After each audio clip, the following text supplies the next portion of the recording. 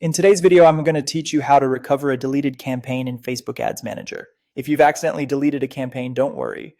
While Facebook doesn't allow a true restore, you can quickly recreate it by finding the deleted item and duplicating it, which brings back the structure, settings, and ads in just a few clicks. Start by opening your browser and heading to Facebook Ads Manager. If you're not already signed in, log in with your account credentials, keep your information secure, and be ready to complete any security checks. Once you're in, make sure you're viewing the Campaigns tab so you can see your list of campaigns. Next, use the filter controls at the top of the dashboard. Open the filter for delivery or status and choose deleted.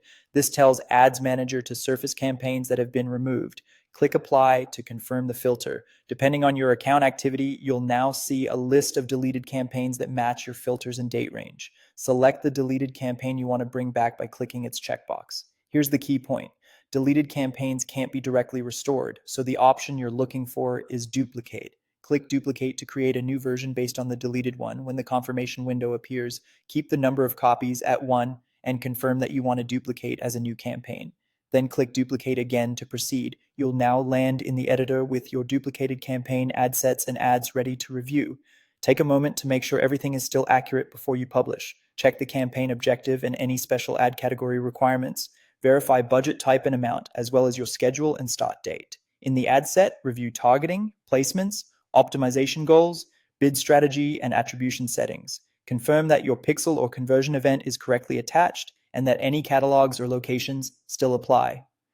In the ads, double-check headlines, text, destination URLs, and tracking parameters. If an offer or date has expired, update it now. It also helps to rename the campaign to something clear so you can distinguish it from older versions. When everything looks good, click Publish. Ads Manager will create and submit the new campaign for review.